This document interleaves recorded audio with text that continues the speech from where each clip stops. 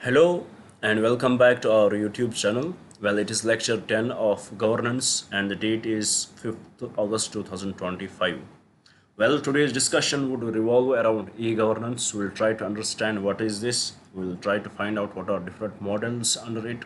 We'll then try to find out what are the different applications of it and how the governments in our country had adopted it through various state. We will take the examples of various state governments and then we'll discuss what are the issues with respect to e-governance.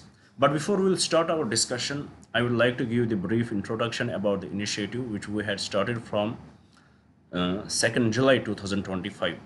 The initiative which we started is named as Target IAS 2026.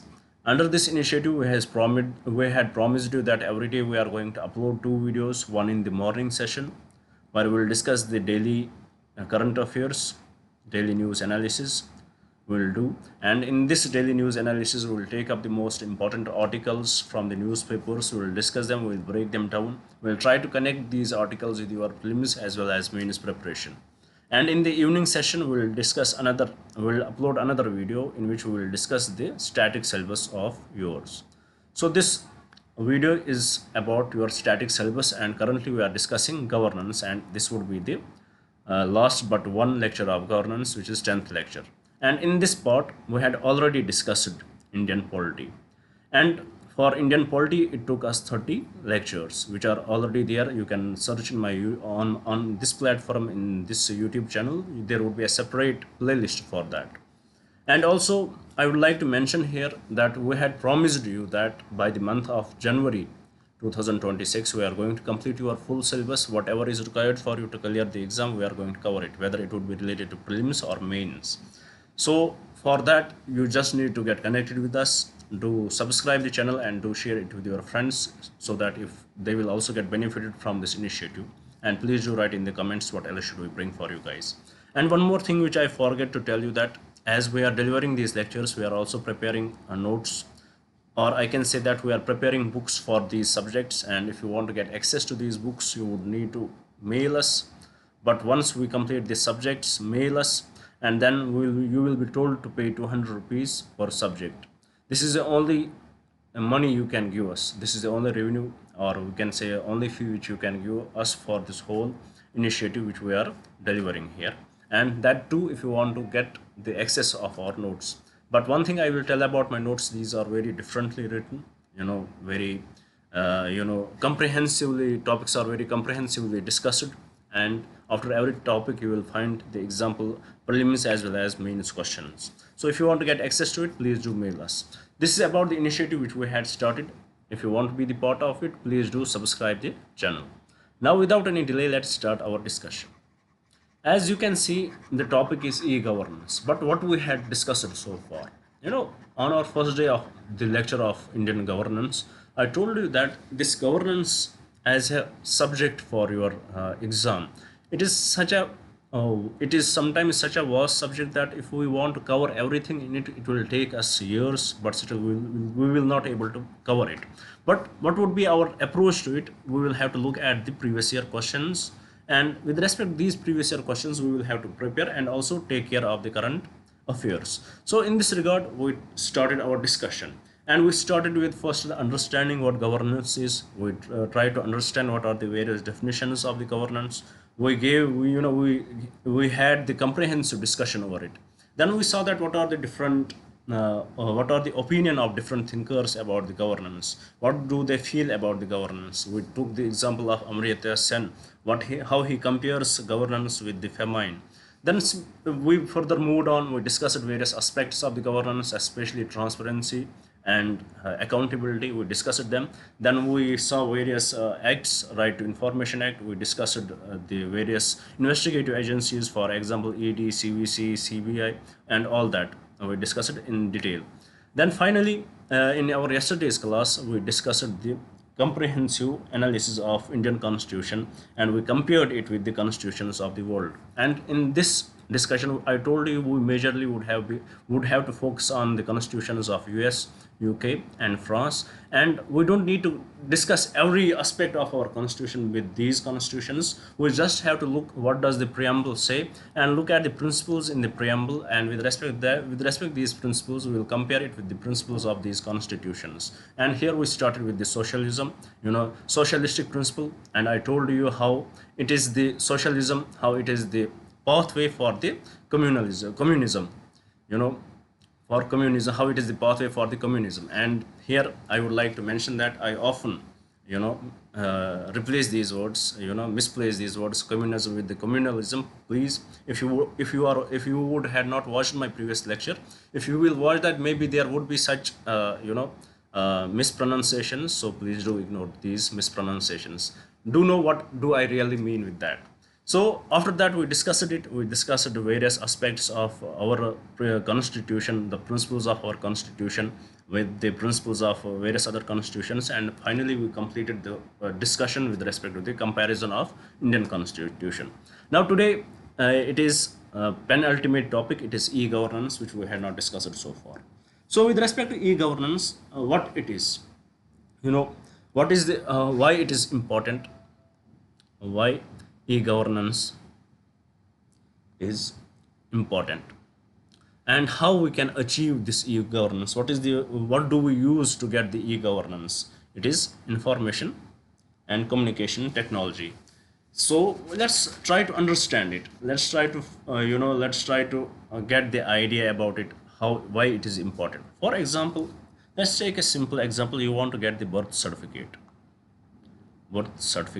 for your child, and let's suppose that there is nothing called internet, there is nothing such internet things or their mobile phones are there. We have old telephone system, we don't have internet. And what will you have to do for getting the birth certificates? You would be told to go to the offices, required offices. For that you will go to the offices, you will meet the officers there, and these officers will ask you various questions, and for every question they will tell tomorrow come up with different document and they will verify it.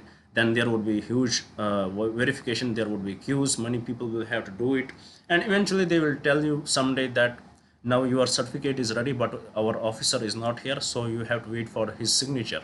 So you will have to wait for the signature, and eventually it will take huge time for you to get access to your birth certificate.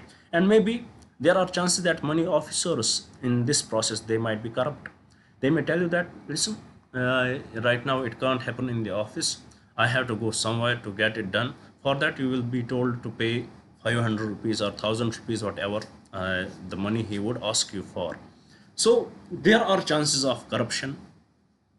There were always chances of corruption. There were always chances of delays, and you never knew whether you will eventually get the birth certificate or not. So, and you did not have any checks over it, where your complaint has reached, what is the process with respect to that, is your work really being done, or they are just delaying it. So this was the issue before the internet, before the e-governance. Now what you will have to do after e-governance came in, what you will have to do, you will open the website. Once you will open the website, you will give the detailed information, and then you will also see what are the processes going on. You will see the processes, and eventually you can track it, and eventually you will get your certificate. So this e-governance, it has made this this whole process so easy that first of all it has eliminated the middleman, which we can say.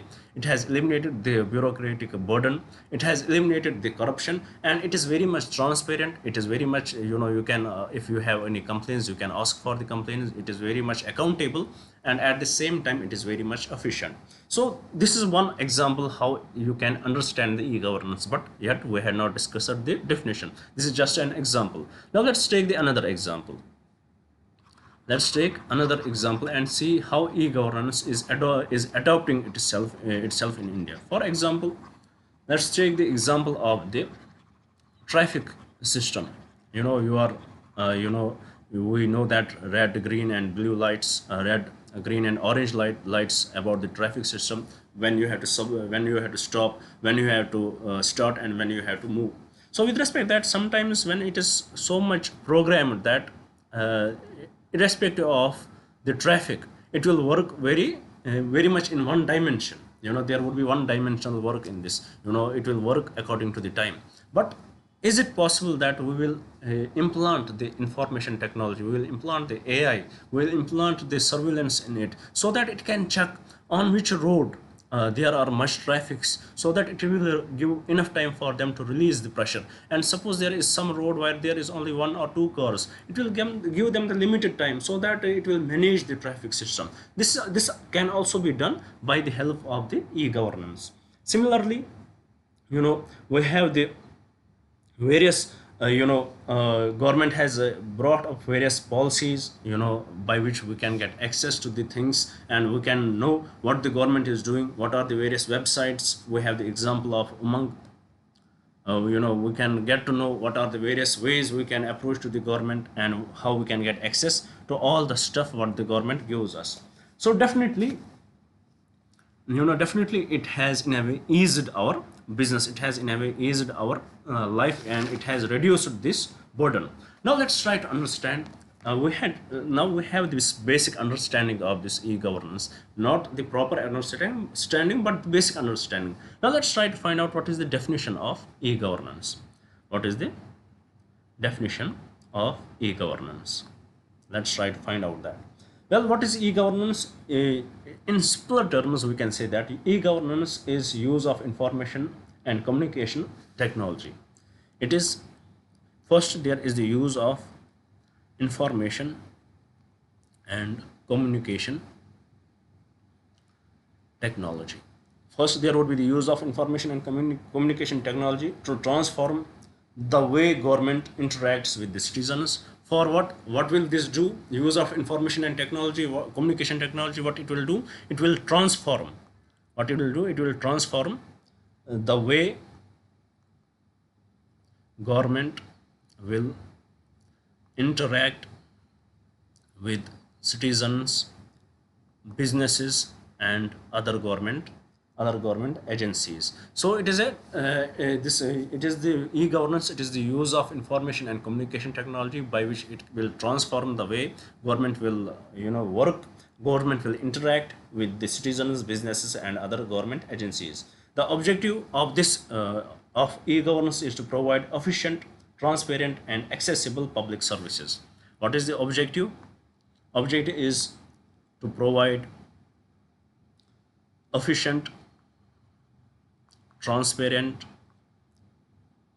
and accessible public services. So its objective is to provide the efficient, transparent, and accessible public services, and enhance citizen participation in the government, and enhance citizen participation in the governance. So this is what, if you have to give the definition, and if you will be asked to give the definition of the e-governance, you just have to tell them that it is the use of information and communication technology to transform the way government interacts with citizens, business, and other government organizations. And also the objective is to provide the efficient, the transparent, the accessible public services, and enhance citizen participation in governance. And also the objective is how effectively we can make governance accessible to the people. It is about citizen participation in the governance, as we discussed in the definition itself. Now let's see what are the different thinkers, as when we discussed the governance as a subject, when we started the discussion over the governance, we saw that it is not ideal for you. If you are writing the mains exam and you would be asked to write about the e-governance, it is not ideal for you to just give the basic definition and you will believe that you had sorted out. You will not get the excess marks for that. You will have to highlight the thinkers, what do they think about the e-governance. So with respect to India, it is Subhash Bhatnagar. What does Subhash Bhatnagar ji says about the governance? Subhash Bhatnagar, what does he say about the governance? He says that e-governance is about the smart governance. E-governance is about smart governance. What does this smart governance mean? S stands for simple, it should be very much simple. M stands for it should be moral, it should not be corrupt, there to reduce the corruption. A stands for the accountable, the governance should be accountable. R stands for responsive, and T stands for transparent governance. And how we can do it? By the use of the information technology, by the use of information technology. This is what this Bash Bhatnagar ji says about the e-governance. And similarly, there is another man by the name of Dr. Nardan Nilikri. Let's see what does he say about it. There is another thinker similarly to Bhatnagar ji, that is Dr. Nandan Nilekani. So let's see what does Dr. Nandan Nilekani say.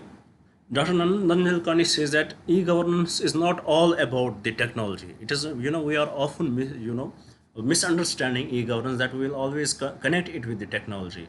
But there is much to the there is much more than the technology associated with the e-governance. It is not all about the technology, but it is changing the fundamentals of the government. It is about the changing the fundamentals of the government. It is not all about the technology, it is about the changing the fundamentals of the government, how the government interacts with the citizens, how the government how the government is able to provide the transparency, accountability, and how the government is efficient in public service delivery. So it is not all about the it is not all about the technology, it is not all about the information technology. It is more than that. It is the essence of the governance which should be given through the information technology. What is the essence of the governance? What are the aspects of the governance? There should be accountability, there should be transparency, there should be efficiency in public service delivery. So this is what it says about it. Similarly, we have the index called UN e-government development index.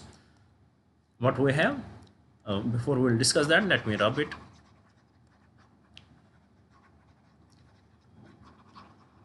We have UN e-government development index. It is given by the United Nations e-governance survey, and the definition of governance by United Nations e-governance survey is the same what we discussed. It is the use of information and communication technology to transfer the way government interacts with the citizens, business, and other. The similar definition, the essence is same, with the, whether it would be the Subhash Bhatnagar, whether it would be the Dr. Nandan Nilekani, whoever it would be, the essence of the definition of e-governance is same.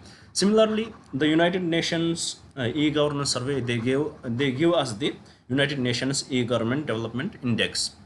What they give? They give United Nations e-government and development index. What does this index talk about? It basically talks about two things. The willingness, first it talks about the willingness of a government to provide the e-governance, willingness of the government to provide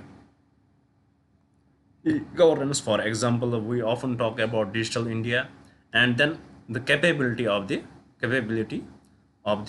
government. So it talks about these two things, and on this basis it judges different countries, and it has judged 193 countries. Do you know what is the rank of India? In 2024 it was 97. We have the 97th rank. In 2022 it was 105th rank. So even though we are doing so great with respect to e-governance, we are adopting to various technologies through various government schemes, we are trying our best to separate the e-governance in the country, but still there is much room which we have to work on. So this is about the definitions of the e-governance. What does the United Nations e-government development index talk about? Who gives this? It is the United Nations e-governance survey. And on what basis it judges the country? It judges the country on the two parameters. First, willingness of the government to provide the e-governance, and second, it talks about the capabilities of the government to provide these e-governance. And what is the rank of India? It is the 197th with respect to 2024 index. So with this, let's move to the another topic, which is about the models of e-governance. Let's try to understand the models of e-governance. Basically, majorly there are four models of e-governance which we have to discuss. They are very simple. This e-governance is the simplest and the easiest topic of the governance so far. So let's see what are the models of e-governance. Models of e-governance. First is information model.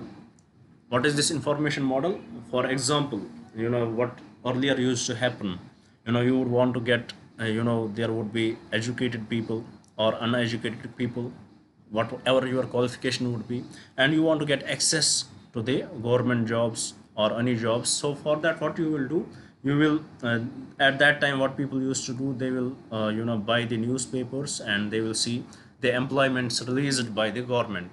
So in this way the government interacted with the people. So take this, and it was very difficult for everyone. First, availability of the money, maybe everyone did not have the money so that they can get it, and various other issues were with respect to this. Now same thing is done by the information model, where government interacts with its citizens. They give them the information, whatever is required, whatever they want to know, it is all given there. For example, there would be various agencies, you want to know about them, you want to know about the CAG, what is this about, you can check their website and you will come to know what the CAG is about. You want to know what are the fundamental rights, you want to know what everything it is, it is eventually given by the government through different websites.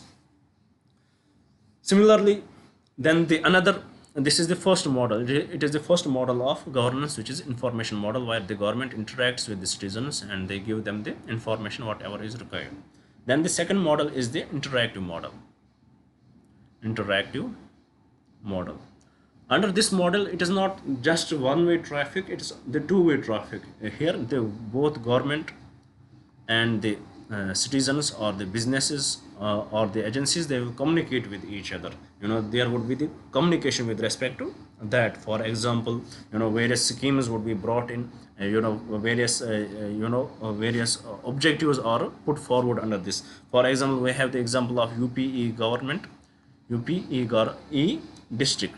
UPE district. It is a single platform for various government to citizen services, provides ways to interact with the government. This UPE government e-district, it provides the ways to the citizens to interact with the government.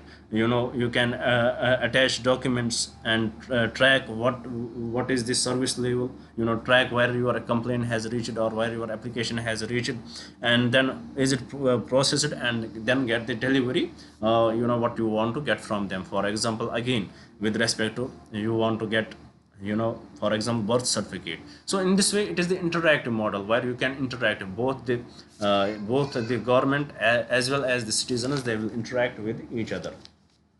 Then the third, in this we can also highlight the example of income tax returns. When you file you have to file for the income tax returns, you will see the eligibility, you will see the, you will process the application, and eventually you will get the refund, whatever is required for that.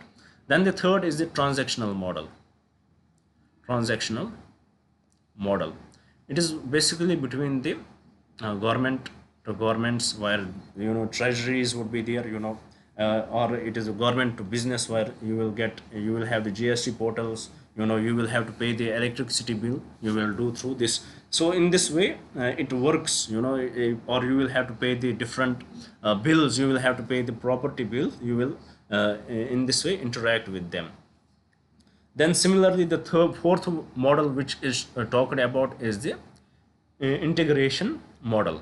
What it is? Integration model. Under this integration model, there are lots of services are integrated together. If you, for example, you will have to you want to go through the various offices in normal times, you will have to go to bank, then you will have to go to the post office. They are located in different places, but under this integration model, what would be there? It would be a common website where all these things would be located there, so that you will not have to waste your time in going to the different places, and you will have the accessibility to it. For example, we have the, under this we can highlight the example of DigiLocker is there. DigiLocker, where we store the document, we have the documents wallet there. government stores it in a cloud service there. Then similarly we can also give the example of the M Parivahan Parivahan, for example, with respect to the cars, on what number they are, on what name they are registered, so that we can get access to them. And similarly, there are various other, uh, uh, you know, various other applications in which we can get this, we can get this integrated model. We can have the broader understanding of this integrated model, where all the information is stored like the DigiLocker and all that. Now these are the models. These are the models of the e-governance. First we discussed information model, we discussed the integrative model, we discussed the transactional model, and then we discussed the integrative model.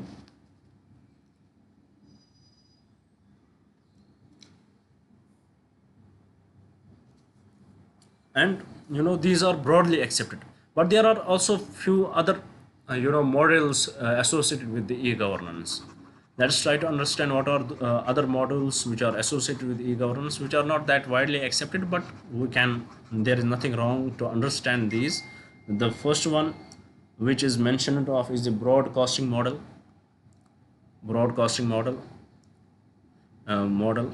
It is similar to the interactive model. Broadcasting model, it is very much similar to the information model. Then we have the critical flow model,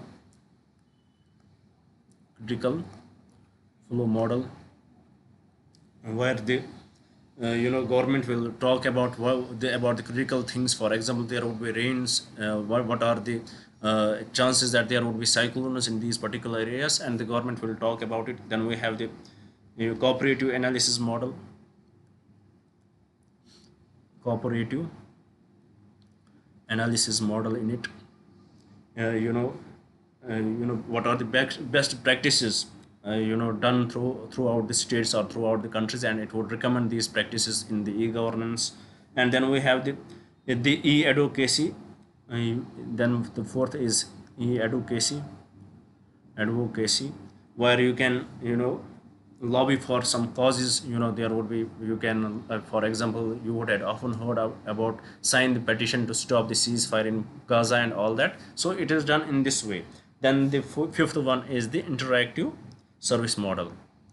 Interactive service model, which we had already discussed, where it will be the two-way interaction between the government and the citizens, or if it is the business, between the business, and if it is the government agencies, then it would be the government agencies. So these are the four models of the e-governance. Now let's move to the another topic, which is what is the active internet usage in India. Let's try to understand, let's try to find out this data.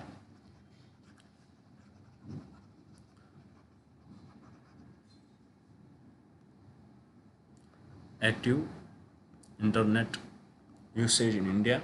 If we will see, with respect that there are in India, we have the 820 million active internet users.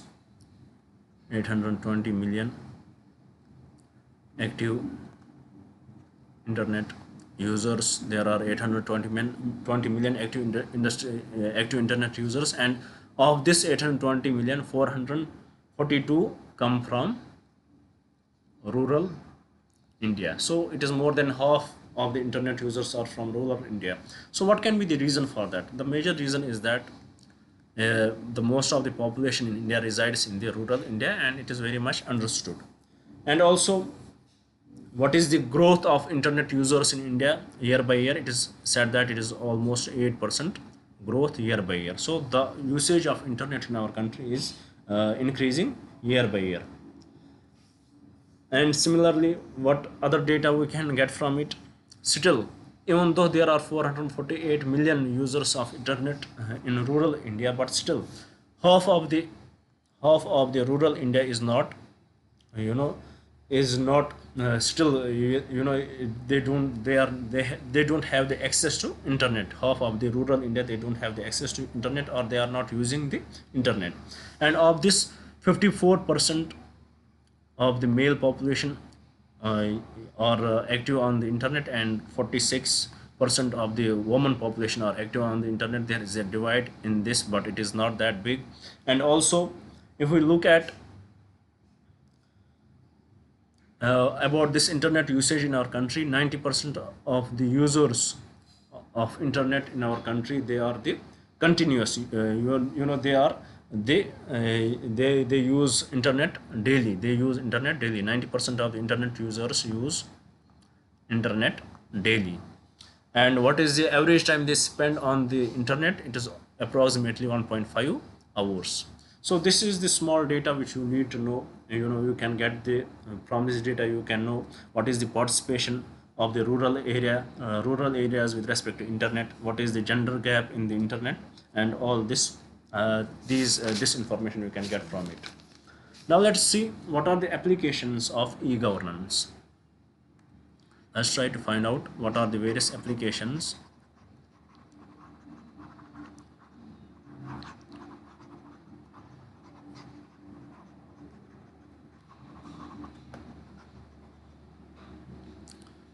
Applications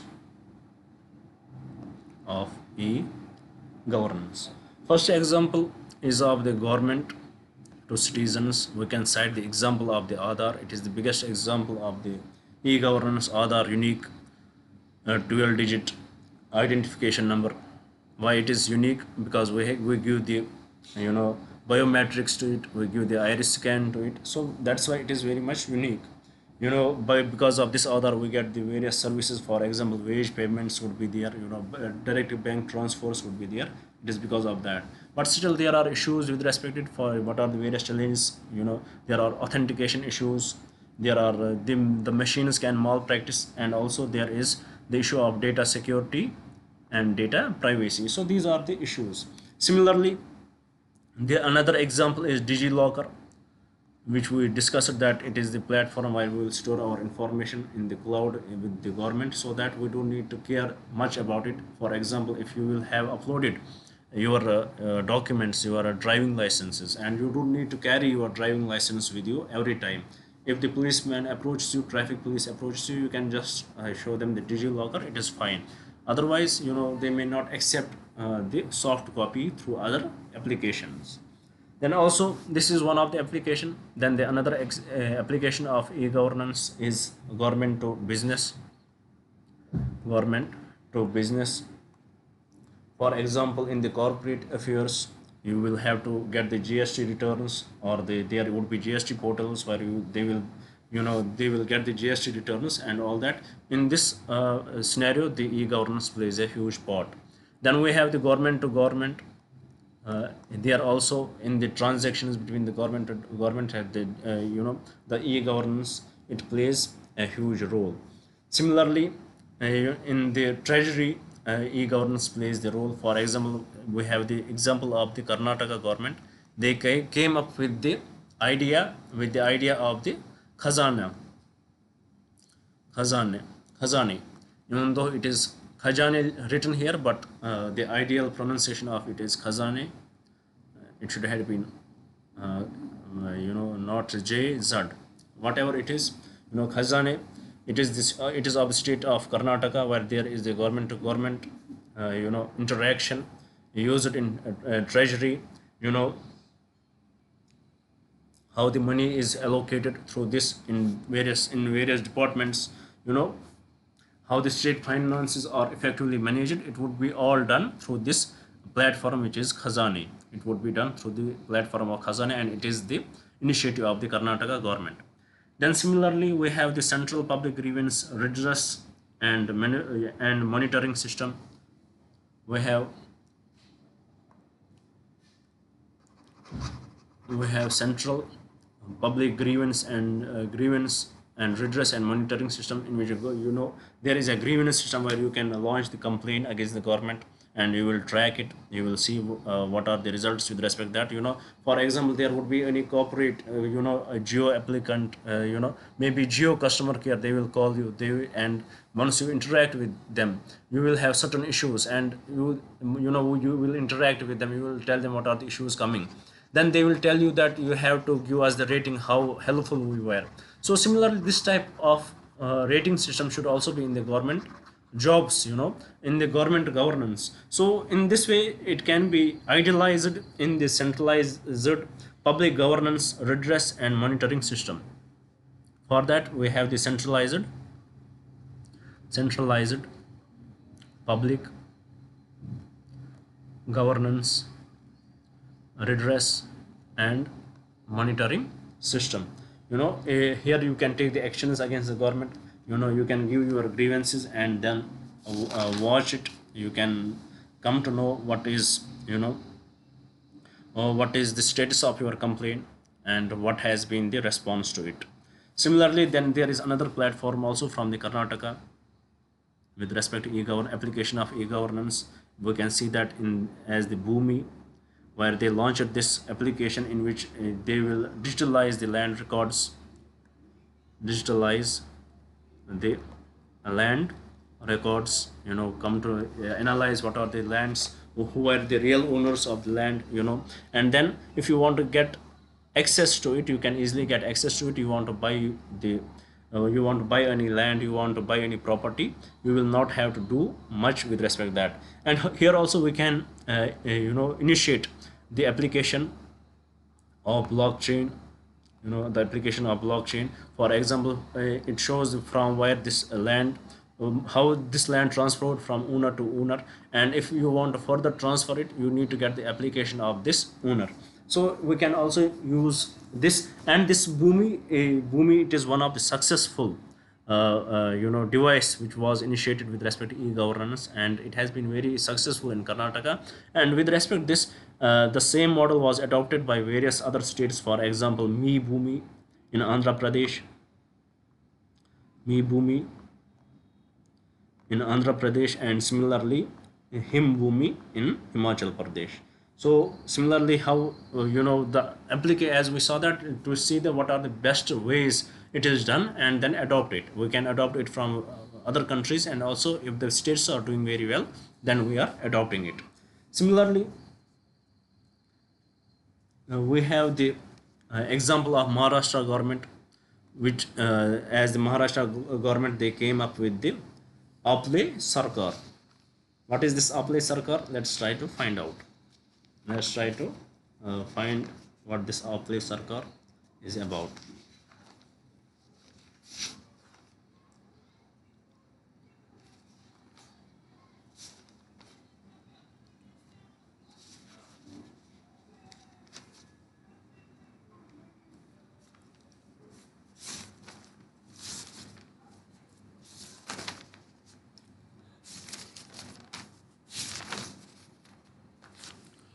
Sorry, let me rub it.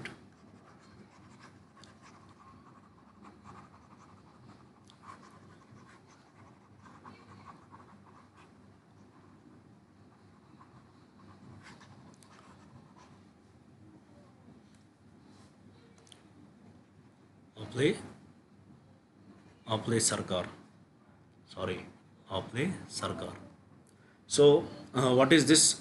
Under this, the Maharashtra public service, public service rights are given. It is given in a single platform. What are the various services available to the people? They are given online, and people can access them through this Aple Sarkar platform. So if, for example, you need income certificates, you don't have to search much for that. Just go to the Play Sarkar. You will find out what are these platforms. Then similarly, there is for example, now we discussed there are various platforms in like we have in Maharashtra, some platforms are in Karnataka, and similarly for we have DigiLocker, we have various applications how we can access to the government. So in order, there is a demand that it should have been a single platform. There should have been the single platform where we can get access to all that without any much delays. We want to get access to the for example, you are living abroad and you want to get access to the embassies there. You want to know where these embassies are, and for that you don't need to search on the internet. You will go to the Umang and it will give the there should be the website which will give these places where these where these embassies are, or various other issues are there. How you can do it, how you can achieve this. It should have been given in one place, and this is done through the Umang. It is done through the Umang. What is this Umang? It is the unified mobile application for new age governance. Unified mobile application for new age governance. So under this, it is basically developed by the Ministry of Electronics and Information Technology. Please do know that it is developed by Ministry of Electronics and Information Technology. So it is developed by it. So what is this Umang about? It is a one single platform. It acts as a super app where all the services are provided by the central government and the state government. One app, one website, all these services are provided. If you want to get all the services, you want to get some service, you will just go to Umang and search there. You will find it out where it is. Similarly, as I told you about, if you are outside the country and you want to get access to the Indian embassy, you will search for the Madad in the Umang website. You will find out where to go. Similarly, there is another application, My Government. Here you can interact with the government. You can give your opinions to the government, what to do and how to achieve it. Then let's see what are the various issues with the e-governance. For example, there is the issue of the digital literacy. In our country, even though in the rural areas we have more than 50% of internet users are from the rural areas, but still there are people who might be aged, who will not know how to deal with it, or who might be vulnerable. For example, blind people would be there. How to help them? So this is the one of the issue which is the the buffer point for this, which is the buffer point for the e-governance. And how, for example, digital literacy, internet availability in the villages, how the government has responded to it. The government has responded to it through the platform like common service centers in the villages, and through these common service centers, it has enabled these people in the villages to get access to internet and to use these platforms which the government is giving them. What is this? Common service centers. Common service centers. Government, there are 5,88, 5,08,862 common center services, common service centers throughout the villages and the rural area and the urban areas. So with respect to this, it makes the citizens, it provides the citizens the availability to reach to the governments. If they don't have the internet there, or they don't have all this stuff there, the computers there, they don't have the laptops there, they will go to these common centers and they will get access to these services which the government is providing through the e-governance. Similarly, we can also highlight the example of Digi Yatra, where you will upload your boarding pass and Aadhaar, then you will enter into the airport without any much surveillance at that place, without much delays. But at the same time, there are some drawbacks associated with it too. Now let us see what is the potential of e-governance in India. Potential of e-governance in India. First of all, the potential of e-governance in India is very huge, because look at the population in our country. We are the highest populated country in the world. So definitely, and if we look at the data, definitely there are huge number of people who are still who have not got access to internet, and definitely there are people, there are various services which the government wanted to give us through the e-governance. So definitely there is huge potential in it, especially in the electrics. In this regard, to get the services done, you need electricity for that. Generation of electricity, provide 100% to provide the 100% internet service in the villages. Similarly, we can integrate AI integration in the big data analytics. We can integrate AI and derive and decide, with respect to decisions what to be taken. For example, we can take examples of railways. Sometimes these railways may be overcrowded in certain months, and in certain times, these railways may not have enough, may not be, people might not be traveling through railways. So in order to get the data over it, what is the proper time to book the tickets, what are the seats available to the people, up to what station there would be crowd in the rails, and what is the need of, should we bring in more rails to move in this platform, in these particular areas. This can be done by the help of AI. We can integrate AI with respect to this and provide the best possible solutions to the people and best services available to the people. And also we can integrate blockchain technology with respect to that. So finally, this is what the e-governance is about. First, understand the definitions of e-governance, see the models of e-governance, see the applications, how it has been integrated in various states. For example, we give the example of Bhumi in Karnataka and various other examples which we highlighted here, and then integrate. This is, usually in the governance, when the questions would be asked, they would look always similar. Whatever information you have with e-governance, you have to give it in a very symbolized manner, in a very specific manner. This much information is enough. Now let us see the last point of e-governance. What are the challenges? The challenge is of the data privacy. This one challenge. Data security is challenge. Challenge is with respect to elderly. Challenge is with respect to the blind people, and other people who are suffering from some deformities. There is the challenge. Here we have to work much on. We want to get access to this internet to everybody, whether it would be with the blind people. We want to give the access to them also, how they can get access to this. There are people who have different deformities, how they can get access to all this. So definitely there is the need of the collaboration from different departments. There is the need of the collaboration from different sectors, so that we can overcome this issue.